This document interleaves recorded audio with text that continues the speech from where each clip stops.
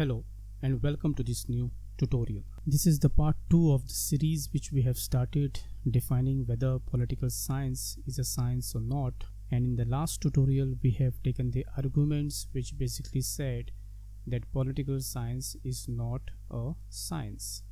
And today in this tutorial we shall talk about all those arguments which have been given in favor or in support of the political science, defining that political science is actually a science.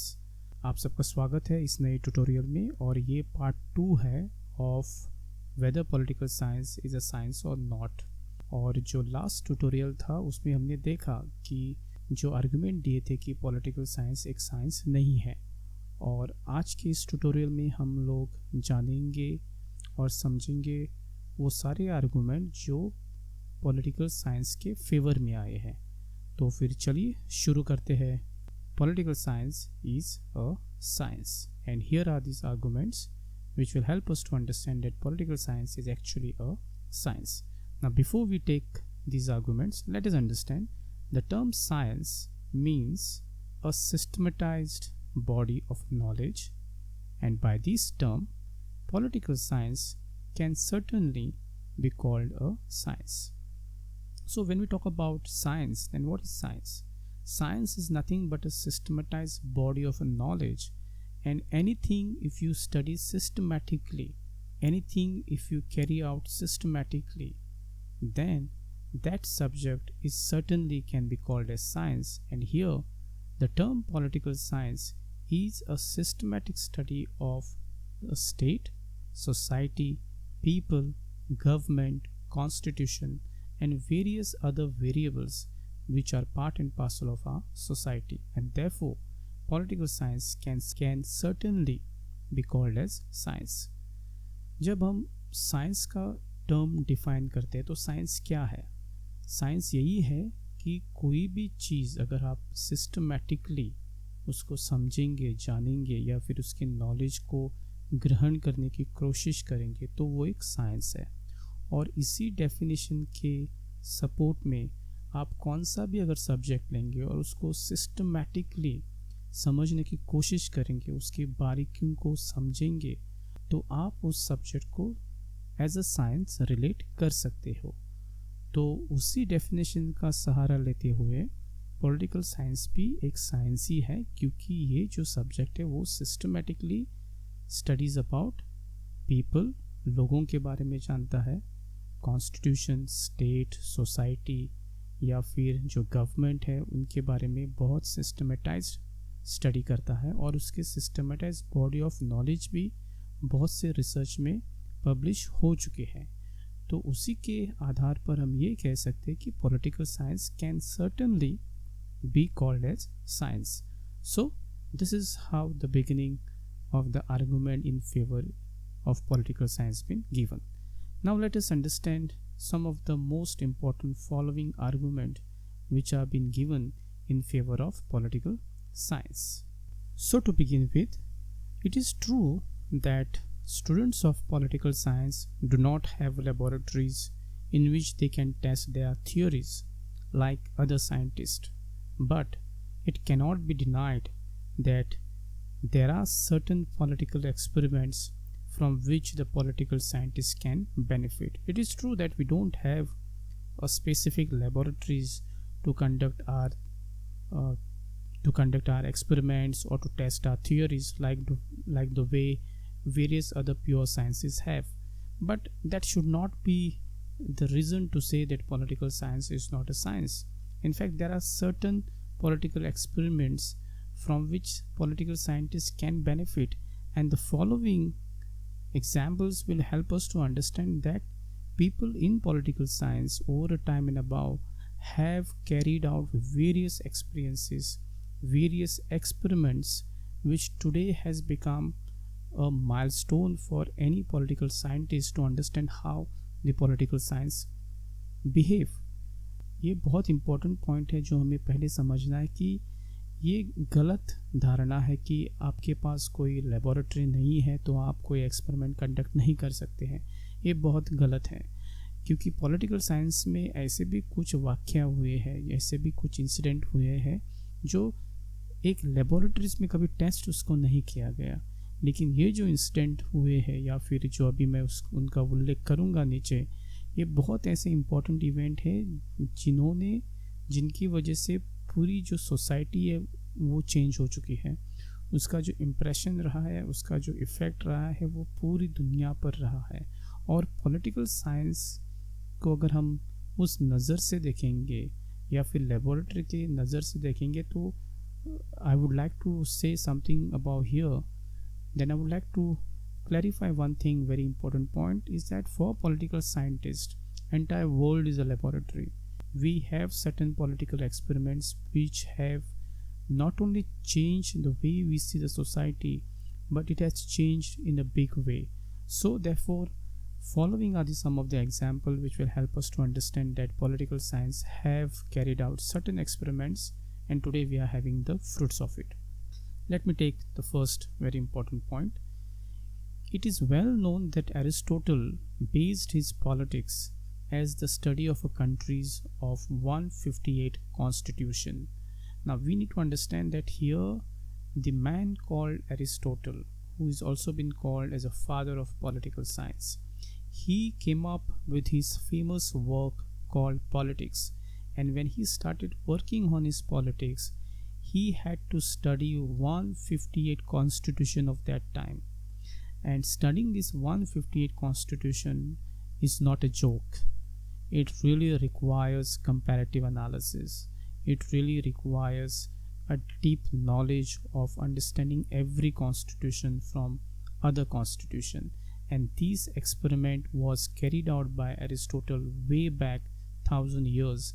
And his work today, even in political science, considered to be the one of the most important work which was carried out by Aristotle. जो सबसे पहला यहाँ पर जो point आता है या फिर एक एग्जाम्पल आता है कि पॉलिटिकल साइंस में भी एक्सपेरिमेंट किए गए हैं, और जो एग्जाम्पल आता है एरिस्टोटल का जो बुक है, उसका जो वेरी फेमस वर्क है जिसको पॉलिटिक्स के नाम से जाना जाता है, ये पॉलिटिक्स दरअसल 158 कॉन्स्टिट्यूशन का कंपैरेटिव स्टडीज़ है। और 158 कॉन्स्टिट्यूशन को समझना, बारीकी से उसको समझना बहुत इम्पॉर्टेंट चीज़ है। और आज के तारीख में ये जो एक्सपेरिमेंट किया गया था एरिस्टोटल ने हज़ारों साल पहले, ये बहुत इम्पॉर्टेंट रहा है पॉलिटिक्स को समझने के लिए या फिर सोसाइटी को जानने के लिए। So this is the first experiment which was carried out in political science 1000 years back by Aristotle. Similarly, we have a Lord Bryce. Now, Lord Bryce compared the working of a democracy in various countries and then came to his conclusion with regards to relative merits and demerits of democracy.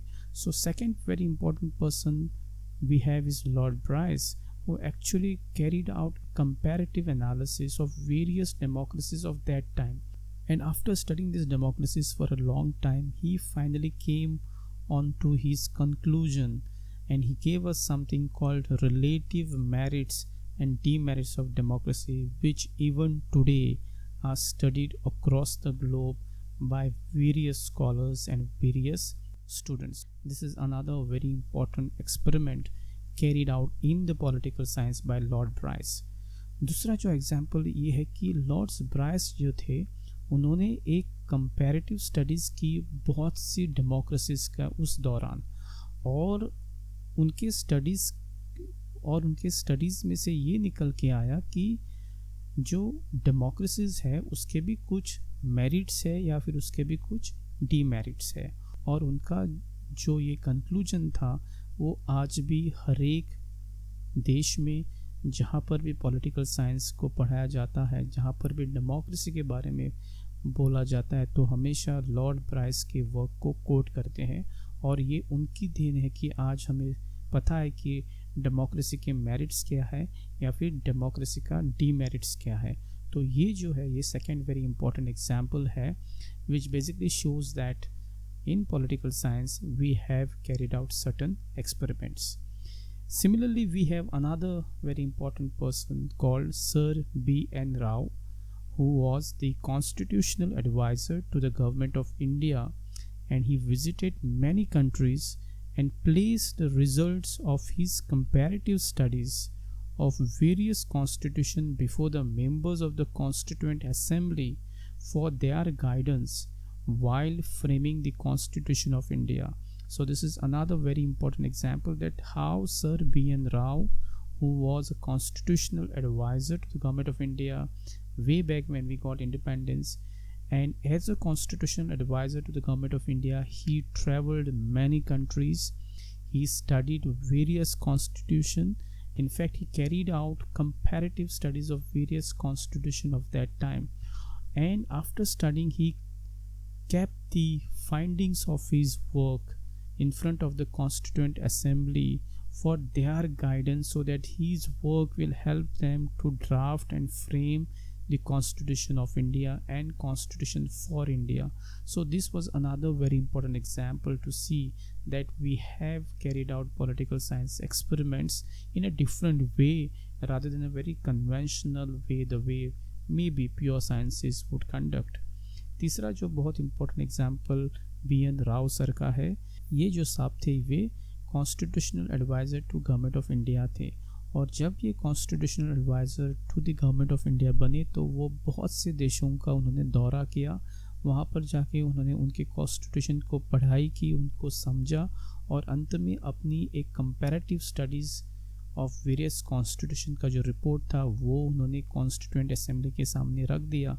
और यही जो report थी वो आगे चलकर हमारे जो framers of the constitution थे उनको बहुत उन्होंने इसका बहुत इस्तेमाल किया to come up with framing of Indian constitution as well as the various rules and regulation within the Indian Constitution. So these are the some of the main example which shows that we have carried out enough experiments. We have carried out various experiments when it comes to the study of political science. In fact, moving on, we also have similar examples which have been reported across the globe. For example, the political scientist can benefit from their studies of Russian Revolution of 1917. Now, Russian Revolution is also another very important milestone for various political scientists to understand what is revolution, how the revolution starts, and what are the impact of revolution. Similarly, we have Lord Durand, who laid down certain principles for the development of a self-government in Canada. Then we have the bicameral experiments of a British, which has encouraged many countries to adopt the same. And in fact, even in India, we have adopted the bicameral institutions setup, which was carried out by England in their own country, which was so successful that we took it up directly in our country. In fact, same can be said about the working of the two-party system, proportional representation, as well as direct democracy. So, moreover, monarchy, dictatorship, aristocracy, oligarchy, and other forms of governments have been experimented in different parts of the world in ancient, medieval, and modern time, but none of them proved successful. So these are some of the examples which actually shows that there has been experiments carried out in political science. Some of them have got a success, some of them have been rejected. और हमें यहाँ पर यह भी एक बात समझनी है कि पॉलिटिकल साइंस में बहुत से ऐसे एक्सपेरिमेंट किए गए हैं जिसके वजह से आज हमारी पूरी दुनिया को एक सीख मिलती है। जैसे अगर हम देखेंगे तो जो रशियन रेवोल्यूशन था 1917 में, ये बहुत इम्पोर्टेंट रहा है हर एक पॉलिटिकल साइंटिस्ट को। और आज भी कोई भी जब भी कहीं पर भी रेवोल्यूशन की बात करते हैं या फिर उसका जो इफ़ेक्ट है, उसका जो प्लानिंग है, वो एक रशियन रेवोल्यूशन से, इसलिए वो रशियन रेवोल्यूशन से कुछ बात सीख सकते हैं। सिमिलरली जो लॉर्ड डुरान रहे हैं, उन्होंने एक नया कॉन्सेप्ट का इजाद किया कि डेवलपमेंट ऑफ सेल्फ गवर्नमेंट, ये कनाडा में उसका इजाद हुआ और उसके चलते आगे आज बहुत सी दुनिया में जहाँ पर भी डेमोक्रेसी है, हम सेल्फ गवर्नमेंट की बात करते हैं। Similarly British carried out bicameral experiments, वो इतना सक्सेसफुल हुआ कि आज भी बहुत से देशों में जहाँ पर भी डेमोक्रेसी है वो वहाँ पर ये उसका इस्तेमाल करते हैं। बल्कि हमारे देश में भी जो हमने बाइकैमरल जो सिस्टम लागू किया है वो सीधा ब्रिटिश से ही लिया गया। इसके अलावा और भी बहुत से एक्सपेरिमेंट किए गए, जैसे पार्टी सिस्टम, प्रोपोर्शनल रिप्रेजेंटेशन या फिर डायरेक्ट डेमोक्रेसी, और अनगिनत से प्रयोग होते रहे हैं दुनिया में। एंशिएंट टाइम से लेके मॉडर्न टाइम तक होते रहे हैं। कुछ इंसिडेंट को, कुछ एक्सपेरिमेंट को सक्सेस मिला है तो कुछ अनसक्सेसफुल रहे हैं। तो ये जो एक्सपेरिमेंट्स है ये हमें ये बताते हैं कि पॉलिटिकल साइंस में भी आप एक्सपेरिमेंट्स कर सकते हैं, उसका भी एक बहुत बड़ा स्कोप है। So to support the argument, it is true that there is no consensus of opinion among the experts regarding the methods, principles, and conclusion of political science. But the fault is not with the subject. Political science is a dynamic study of a living subject matter which is to be translated in terms of living human activity. Unlike other natural sciences, political science does not deal with static subject matter. In fact, it deals with man and his institution. As man is dynamic, the same is true of the institution created by him. In fact, the nature of man changes with the changing condition, and hence institutions are bound to adjust themselves with the changing needs of human life in accordance with the changing circumstances of time. And therefore, rightly, we can sum up and we can proudly say that political science is a science. So this was all about deciding and understanding that political science is a science. So thank you very much for watching this tutorial. So I hope you have understood the second part of the topic, that political science is a science. I will see you soon in next tutorial. Till then, take care.